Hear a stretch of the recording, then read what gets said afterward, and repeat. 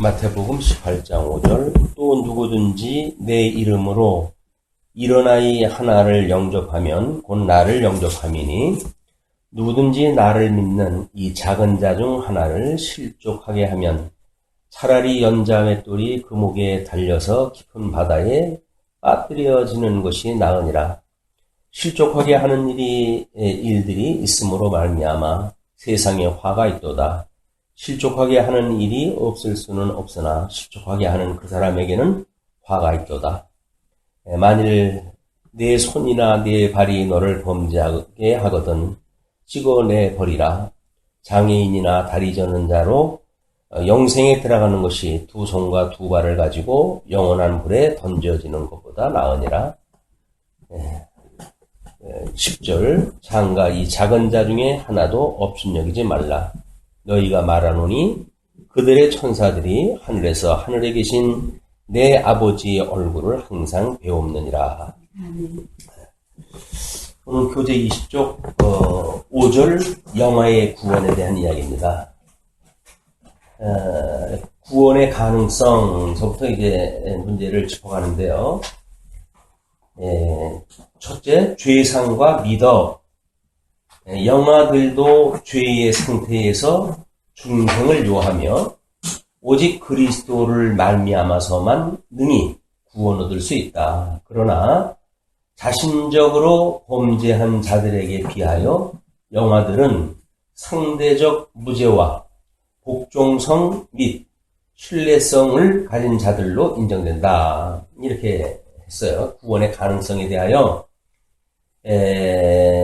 이제 죄의 상태에서 중생이 요한다고 하는 것에는 동일하다 하지만 구원을 얻을 수 있는데 예수 그리스도로 말미암아 구원을 얻을 수 있는데 거기에 그러나 하면서 단서를 붙이기를 자신적으로 범죄한 자들에 비해서 영아들은 상대적으로 무죄하다 이렇게 이야기했어요. 또 복종성 및 신뢰성을 가진 자들로 인정된다 이렇게 이야기했어요. 그렇기 때문에 문제 제기하기를 자범죄가 없고 순종하고 신뢰 때문에 유아 구원이 가능하면 문제가 있다. 그 순종과 신뢰가 하나님을 향하는 것인가? 그런 걸로 문제 제기를 했습니다. 그렇기 때문에 영아의 구원성이라고 하는 것은 우리 이제 어떤 교단에서는 인정하지 않는 데도 많습니다. 장로교회만 그것을 인정하다 하는데 이거를 그 구원의 가능성을 어떤 그런 어리기 때문에 상대적으로 무죄하다든지 이런 개념은 복음적인 원리가 아니에요. 우리는 아담 이후에 모든 인생들이 죄 중에 잉태되어졌고 죄 중에 출생이 되어졌기 때문에 죄를 졌느냐 안 졌느냐의 그런 개념이 아닙니다. 이미 우리는 죄 아래의 종으로 태어났다. 그렇기 때문에 유아나 또는 어른이나 구원의 조건이 다를 수가 없는 거죠. 자, 그럼 두 번째, 특별한 신적인 긍휼이라고 이제 이렇게 해놨어요. 앞에서 말한 이유, 어린아이들을 용납하고 내게 오는 것을 금하지 말라 하면 아이들이 그리스도를 구주로 수요한다는 의미의 표현으로 대속주에게 죄인으로 오는 것, 이것으로 인해 가지고 영아들은 특별한 신적 긍휼의 대상이며 따라서 그리스도의 은혜를 통하여 구원 얻을 수 있는 것이다. 뭐 이렇게 이야기를 했거든요. 근데 아이들만의 특별 은혜라고 한다면 그것도 이제 또 문제가 되어지는 거예요. 어른들과 아이와의 이것이 은혜가 특별 은혜가 아이들에게는 특별 은혜고 어른들에게는 아닌가? 이런 그 문제가 또 이제 대두가 되겠죠. 그렇다면 예수님 당시 아이들은 모두 구원을 얻어야 한다. 아이라고 하는 조건이 충족되어지면 그럼 누구든지 구원을 받는단 말이에요. 이거는 또 성경적인 원리에 맞지 않습니다. 선택과 유기라고 하는 분명히 하나님이 섭리해 가신 그 과정이 있기 때문에 이를 이렇게 볼 수가 이제 있는 게 아니죠. 다음에 아담과 그리스도의 유추라고 이렇게 이야기를 하면서 영영기에 죽는 자들이 아담의 죄를 물려받은 것처럼 확실히 그리스도를 통하여 구원을 받을 것을 함의한다.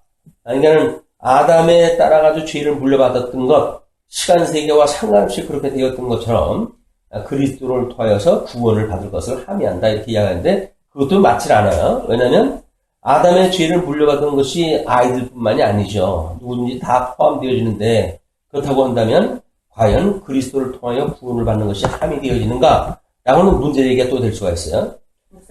네 번째, 이 신앙과 행위의 의무의 면제, 신앙과 행위의 의무의 면제, 장년들의 구원의 조건은 신앙이다. 이렇게 해가지고 장년들과 유아를 구분했다 했어요. 장년들의 구원의 조건은 신앙이다. 그러나 영아들은 이 조건을 성취할 재량이 없다. 그렇다고 한다면 믿음으로 구원을 받는다고 하는 그런 논의에서 또 이것도 벗어나는 거죠.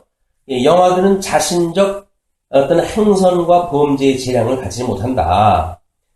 이거에 이제 또 문제 제기를 했다 하기를 장년들의 구원의 조건은 신앙이 아니라 하나님의 선택이다. 뭐 이렇게 이야기했다 했어요.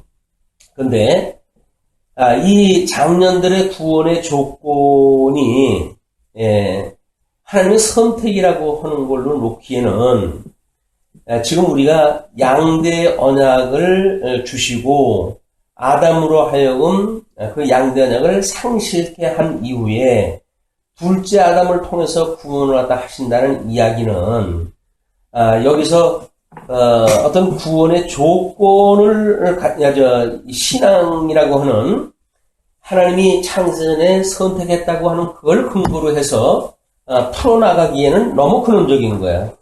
그렇기 때문에 우리들의 그 믿음이라고 하는 것, 구원의 조건은 믿음으로 이야기를 하는 겁니다. 믿음으로 우리가 구원에 이른다라고 하는 것이 보편적인 방법이기 때문에 그런 거를 영아 구원이라고 하는 논리를 설명하기 위해서 이제 이렇게 구부러뜨려 놓으면 성인 구원에 대한 그 논리에서 또 이게 나쁜 영향이 미치게 되어질 거예요.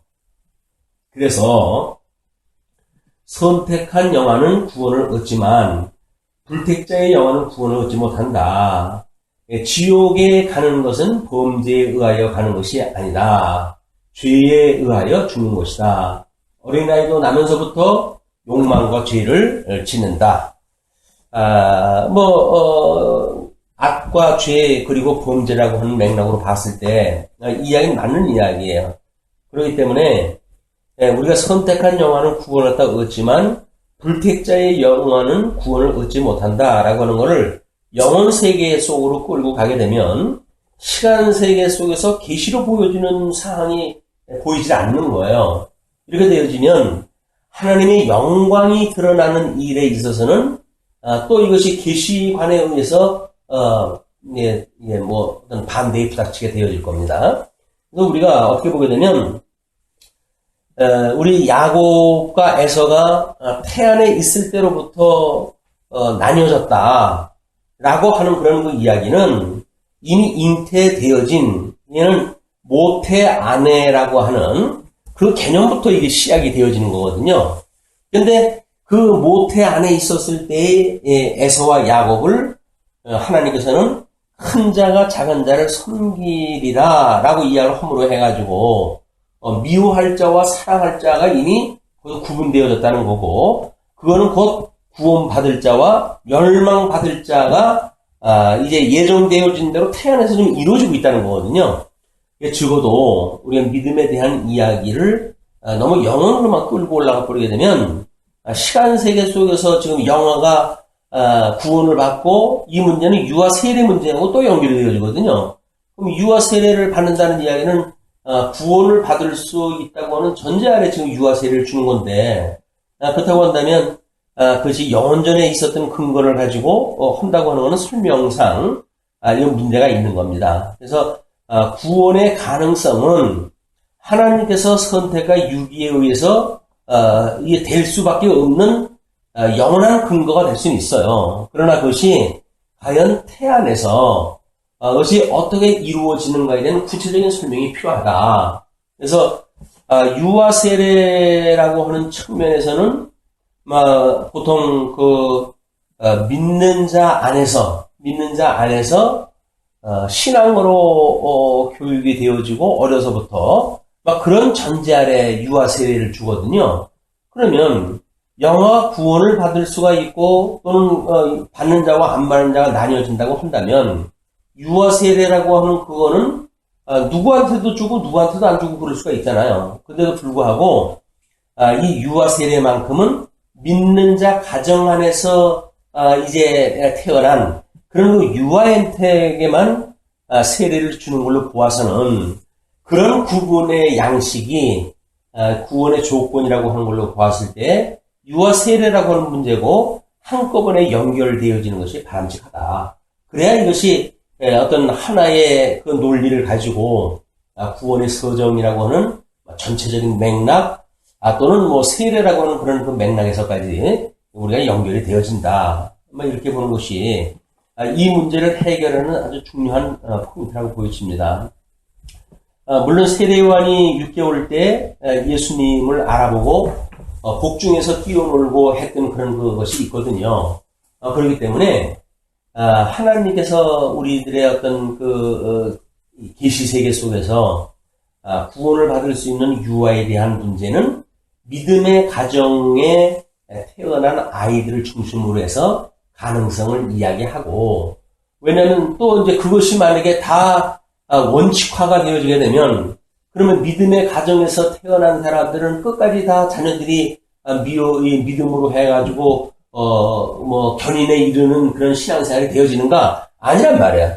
그 믿음의 가정들도 어떤 데는 믿다가 또 많은 사람들도 있잖아요. 그러니까는 이 유아에 대한 영아에 대한 그 구원이라고 하는 문제는 택함을 받았을 때의 복중에 이미 있었을 때로부터 이제 그 어린아이에게 복음이 증거되어졌다. 그 복음이 증거되어져 가지고 그 어린아이 상태에서 복음으로 인하여 기뻐함을 입게 되어지게 되면 그것이 어떤 양상으로 나타날지는 몰라요.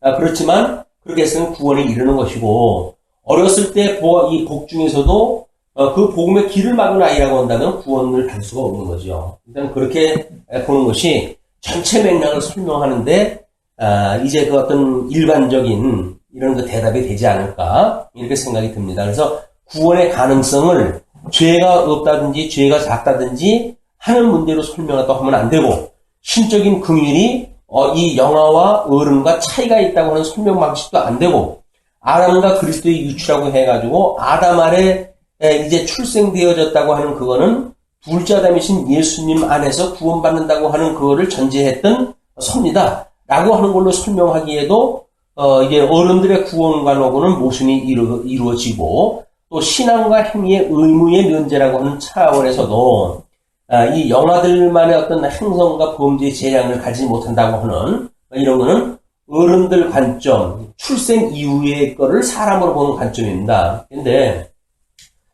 보통 이제 복중에서 우리가 잉태되어졌다고 하는 그 이야기를 우리는 그거를 동양학적으로 해가지고 한 살이라고 이해하다 해요.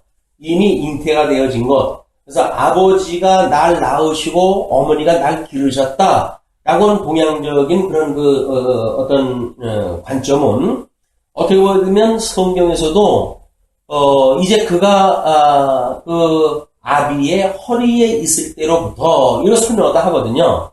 그러니까는 택함을 받은 사람, 구원을 받을 만한 믿음을 가지고 있는 사람, 이런 사람들은 이미 허리에 있을 때, 부모의 허리에 있을 때로부터 이 가부가 결정이 되어지는 거예요.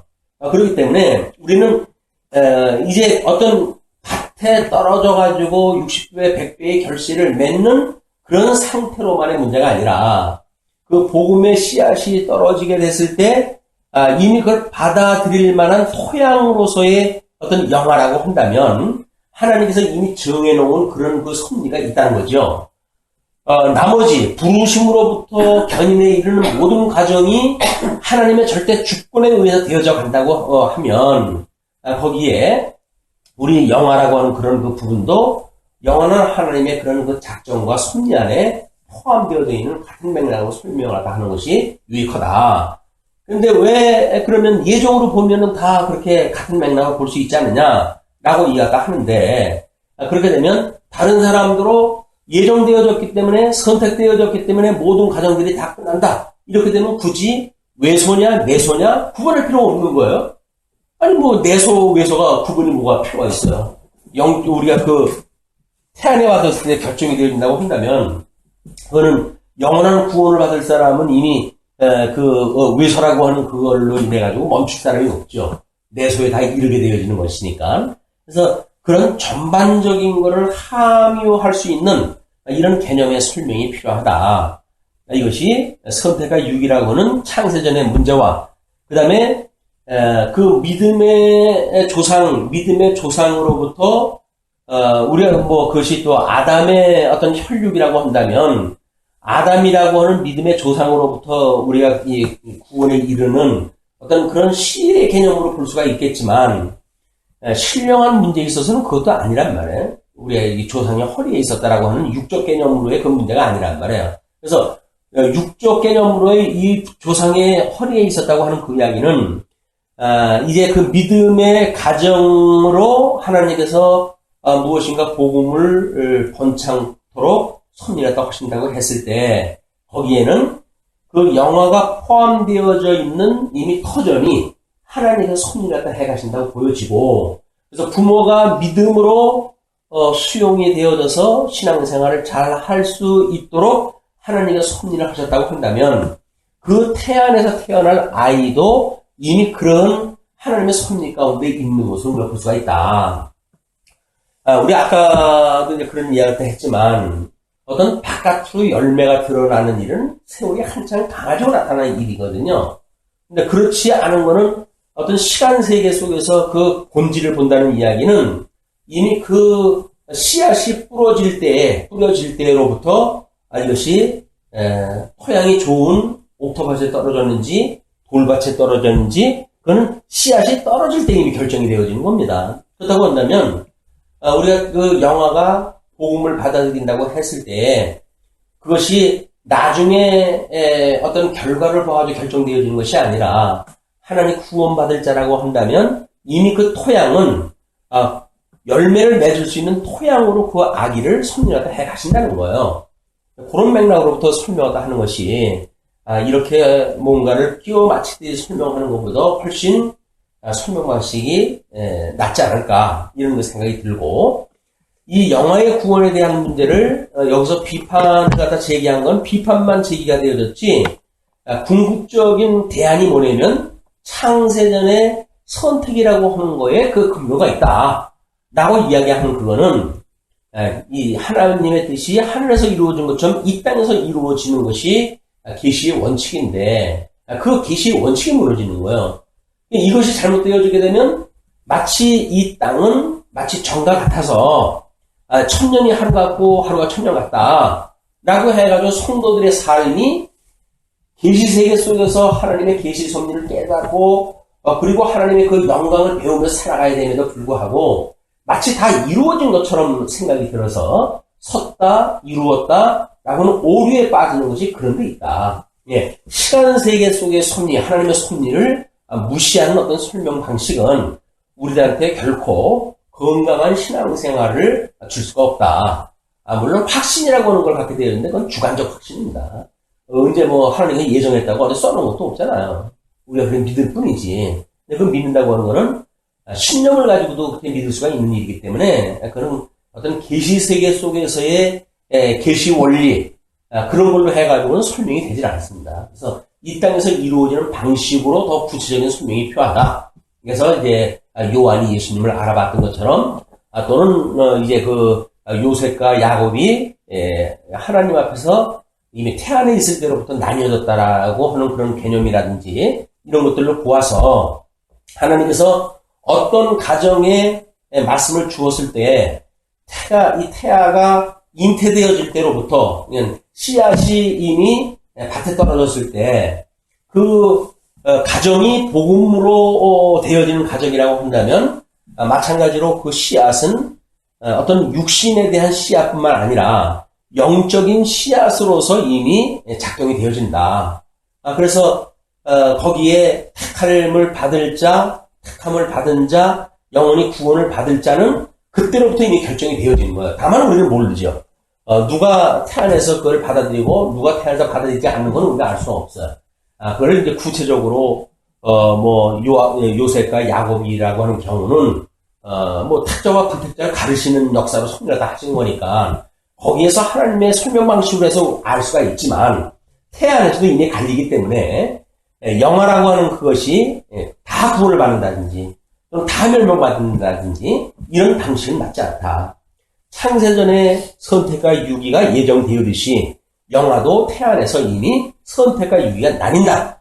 이런 일관되어져 있는 논리로 설명이 돼야 된다. 그래서 우리는 그렇다고 우리가 그 아이는 믿음으로 이제 받아들였고 그런다고 했을 때 그를 위해 아주 끊임없이 말씀으로 우리가 교육을 시키고 그리고 유아 세례를 받고 신앙으로 지도하고 그러면서 그 아이가 성장했을 때 자기가 세례를 받음으로 해가지고 믿음으로 세례를 받음으로 해가지고 열매로 드러나는 거죠. 태안에서부터 해가지고 성장기를 거쳐가지고 나타나는 거기 때문에 그래서 이 영화의 구원은 세례 유아 세례라고 하는 그런 맥락과 같은 선상으로 이해를 하는 게 좋겠다라는 생각이 듭니다. 그거를 이렇게 설명을 했어요. 유아는 영물이므로 그 나름대로의 신앙이 있다. 잉태된 예수님을 6개월 된 세례 요한이 환영을 갖다 했듯이 태아도 의식이 있다. 작년처럼 신앙 고백이 아니라 선택받은 영화라면 아이 나름대로 신앙이 있다. 이렇게 이야기 지금 우리 설명한 방식이겠죠. 그렇게 해서 그 태아도 이미 태중서부터 선택과 유기가 나뉘어지듯이 우리가 그런 맥락으로 이해를 해야 이제 성장해가지고 믿는 사람들이 택자와 유기자가 이렇게 하나님의 섭리가 다르고 믿음을 받아들이는 게 다르듯이 아이들도 그런 같은 선상에서 이해를 하는 것이 좋겠다. 다섯 번째, 영화 중생의 시기라고 이렇게 이야기를 했어요. 영화는 그리스도를 바라볼 때에 그의 의식의 최초 순간이 오며 그의 성질의 전적 성화가 성취될 것이다. 이렇게 이야기했습니다. 그거를 고린도후서 3장 18절 말씀을 인용을 했다 했는데요. 한번 성경을 찾아보죠. 이제 고린도후서 3장 18절로 나와져 있습니다. 고린도후서 3장 18절에 보시게 되면 이제 여기에 설명되어지는 그것이 지금 우리가 다 수건을 벗은 얼굴로 거울을 보는 것 같이 주의 영광을 보매 그와 같은 형상으로 변화하여 영광에서 영광에 이르니 곧 주의 그 영으로 말미암습니다. 우리의 어차피 중생은 하나님의 영광으로 되어지는 일이기 때문에 그것이 어린아이가 부름을 받는 그런 것도 그런 하나님의 영으로 말미암는다. 그런 그 이야기죠. 그러면 요한이 이미 잉태되어졌을 적에는 아버지와 어머니에게 특별한 천사의 계시가 있었어요. 그리고 그걸로 인해 가지고 이제 이름을 요한이라고 쓰라고까지 이제 그 명령을 갖다 해줬고, 그래서 나이 늙었던 엘리사벳이 요한을 잉태하게 되었단 말이야. 그러니까는 이미 그 아버지와 어머니가 그 성전에서 섬기는 일을 갖다 했을 때 천사로부터 말씀을 들었어요. 말씀을 들었다는 이야기는 부모님이 들었지만 그 부모님이 들었을 때에 그 태안의 허리에 있었던 아기에게 이미 복음이 전해졌다고 보는 것이 옳지 않을까, 이런 그 이야기예요. 그래서 그 아기가 태안에서 복음을 들었고, 그렇기 때문에 그 아기가 배 안에 있을 때 6개월이 됐을 때 예수님을 알아보는 그런 어떤 영적 움직임이 있었단 말이에요. 영적 움직임이 있었다. 요한일서에 대한 이야기도 또 근거를 갖다 했어요. 요한일서의 그 3장 2절 말씀을 소개를 갖다 했는데 한번 보죠. 사랑하는 자들아, 우리가 지금은 하나님의 자녀라. 장래에 어떻게 될지는 아직 나타나지 아니하였으나 그가 나타나시면 우리가 그와 같을 줄을 아는 것은 그의 참모습 그대로 볼 것이기 때문이다. 예수님이 재림을 하실 때에 그 부활의 영광의 모습으로 오시는 예수님, 그 형상을 이야기를 하는 거죠. 그 형상이 우리가 지금은 장래에 어떻게 될지는 모르지만 그때는 그걸 알아본다는 이야기예요. 이제 그거를 유아기까지 끌고 들어와가지고 유아들이 믿음의 실체가 어떻게 될지는 모르지만 이렇게 우리 어른들이 재림되어진 예수님을 바라보고 믿음의 생활을 하듯이 아이들도 이 영적 존재이기 때문에 그런 하나님의 그 형상을 사모하는 마음을 가지고 살아갈 수가 있다. 이것을 이제 그 성화라고 하는 이제 그 의식의 최초 순간 또 그의 성질의 어떤 그 전적 성화가 될 것이다. 이렇게 보는 것도 이제 설명하다 하는 거죠. 그러나 이미 하나님께서 선택하신 대로 되어진다는 이런 설명이 방식이 맞지만 유기하기로 예정되었다고 한다면 태안에 있을 때로부터 성령께서 역사를 하지 않았죠. 말씀을 끊임없이 뭐 조상 때로부터 이제 그 말씀을 듣고 그럼에도 불구하고 아이들에게 그 말씀이 전달되지 않는 그런 그 신령한 역사가 있게 되어진다. 그렇기 때문에 중생의 시기는 이렇게 어떤 의식의 최초 순간이라고 이렇게 이야기를 했는데 최초의 순간이라고 하는 그거를 현실 세계로부터의 출생 시점을 보는가 아니면 그 아버지의 허리에 있을 때를 존재로 보는가 라고 하는 문제는 시간 세계 속에서의 또 이제 어떤 차별이 필요한 거거든요. 그러면 아버지의 허리에 있었다라고 하는 그 이야기는 이미 어떤 지금 뭐 씨앗으로 해가지고 잉태가 되기 전인데도 불구하고 그 아이가 택함을 받을 자라고 한다면 허리에 이미 있었다는 거죠. 그런 그걸로 설명이 되어지는데 그 아이가 그렇게 허리 안에 있어가지고 있었을 때 의식이 있는 영적 존재인가? 라고 하는 문제는, 우리 사람이라고 하는 문제로 봤을 때, 이것이 문제가 되어지는 거야. 왜냐면, 이제 우리가 먼저, 난자와 정자를 가공을 갖다 해가지고, 인공의 어떤 그런 시도를 갖다 했잖아요. 그걸로 했을 때, 문제가 만들어진 거야. 아이의 그 태아에서 잉태되었을 때 몇 주 정도가 되어진 아이의 그 난자에 정자가 이미 들어가져 있는 난자에다가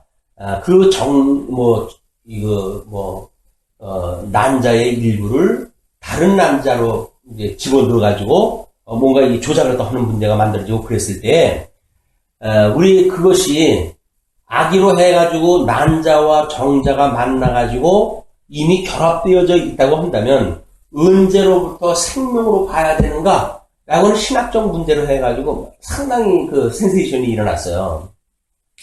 그렇게 되면 우리가 뭐 이제 낙태라든지 그런 것도 마찬가지죠. 낙태라고 하는 그것도 우리가 언제로부터 사람으로 보는 거에 따라서 우리는 낙태가 살인이라고 하는 이야기가 이제 되어지는 겁니다.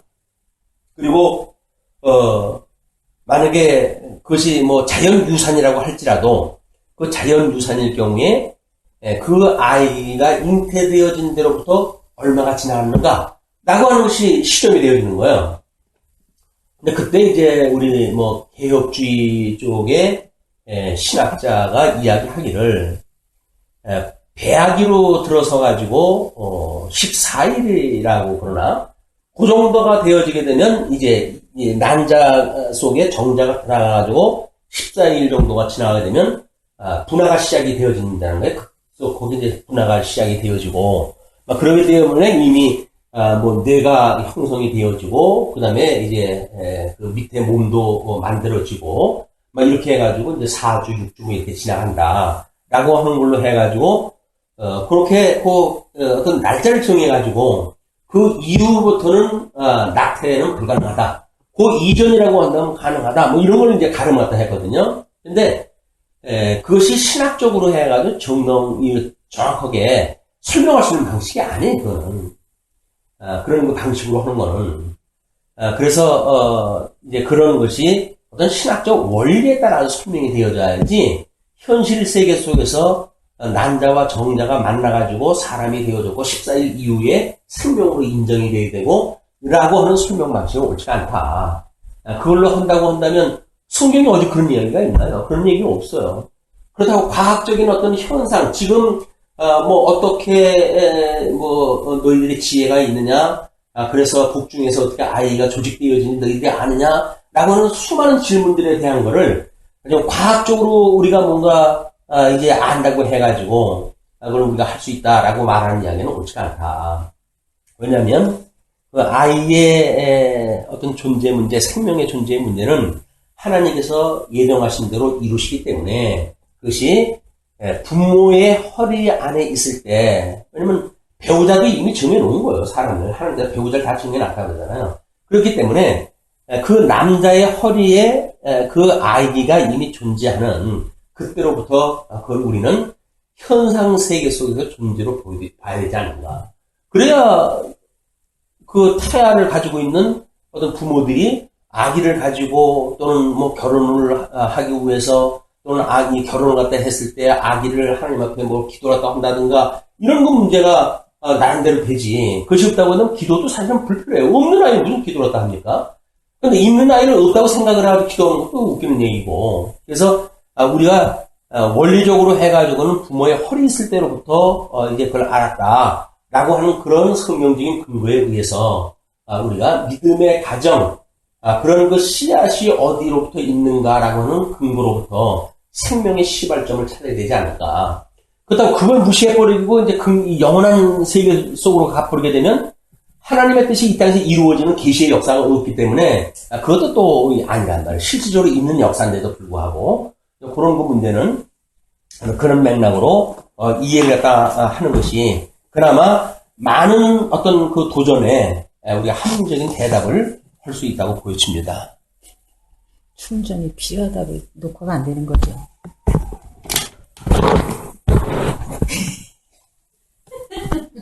가끔가다 충전 안 됐다고. 예. 자, 그렇게 해놓고, 개혁파의 긍정에 대한 거를 이렇게 설명하다 해나갑니다. 표준 문서의 광범한 입장. 우리 웨스트민스터 신앙고백이라는 데 하는데, 로마 카톨릭의 교회가 영아들의 멸망을 믿을 뿐 아니라, 루터파도, 이제 그 신도개혁에서 침례교도가 아이들이 세례 없이 구원 얻는다고 긍정하는 것을 정지하였다. 그래서 장로파의 표준 문서는 영아들의 세례 없이 구원 얻음을 믿되 선택의 교리에 의하여 제한을 가하였다. 우리가 여기서 설명한 방식인 거죠. 그래서 여기 보충 설명을 합니다. 세례는 구원 얻음의 선포요. 구원을 얻게 하기 위한 도구가 아니다. 세례라고 하는 것이 마치 우리가 어떤 그렇게 구원을 갖다 얻는 수단으로 생각을 갖다 하거나 이렇게 하는데 그것이 아니다. 예수님으로도 구원을 얻는다는 복음 증거의 방편이고 수단이다. 그래서 세례라고 하는 것이 어떤 필수 조건으로 여기는 것이 이제 침례 교도들이 아이가 세례 없이 구원 얻는다고 하는 것을 이제 긍정하는 그런 그 문제를 정지하기도 하고 그러는데 루터파에서 로만 카톨릭에도 죽기 전에 이제 세례를 줘야 된다고 하잖아요. 무슨 인진 결례인가 해가지고 그래서 이런 그 문제들도 마찬가지입니다. 세례라고 하는 것이 구원을 받는 도구가 아니기 때문에 그냥 구원 얻었음의 선포다. 그래서 우리 몸된 교회 세례를 줄 때에는 세례를 베풀고 성부와 성자와 성령의 이름으로 말씀운동 서원교회의 교인이 되어진 것을 삼위일체 하나님의 이름으로 선포한다. 이렇게 이제 공고가 되어지는 거예요. 공포가. 그렇게 되어지는 거는 성도들한테 우리와 믿는 것과 아는 것이 같이 되어진 성도입니다. 라고 하는 걸 선언하는 거지. 그런 세례 방식을 통해 가지고 구원을 이루는 것이 아니다. 그런 그 이야기예요. 다음에 이제 권위자들의 광범한 입장에서 존 오웬은 하나님의 영아들을 구원하시는 두 가지 방식은 첫째, 선친들이 신자이든지 둘째, 선택의 은혜로서 구원을 얻었다. 예, 또 찰스 하지는 모든 복음적 이 프로테스탄트 교회라 하여 말하되 영년에 죽은 모든 사람은 구원을 얻는다. 이렇게 이야기했어요. 근데 사실은 선택자가 있고 불택자가 있다고 하는 것을 이건 부정하는 일이기 때문에 동의할 수 없는 그런 그 일이기도 합니다. 구원은 개인별이다. 영화가 구원을 얻는다면 낙태시키면 구원을 얻을 것이 아닌가. 만약에 영화가 구원을 갖다 받는다고 한다면 아주 그 배 안에 있을 때 낙태시켜버리면 다 구원을 받는 게 아니냐 그런 그 이야기거든요. 너무 이건 성경적 근거가 없는 일이다. 그런 그 이야기다 합니다. 또 웨슬레파나 알미니안주의 영화 구원가는 영화마다 그리스도의 의를 근거로 하여 정죄 없이 또는 신적 은혜의 종자 혹은 마음에 심어진 새 생명의 원소를 가지고 세상에 온다.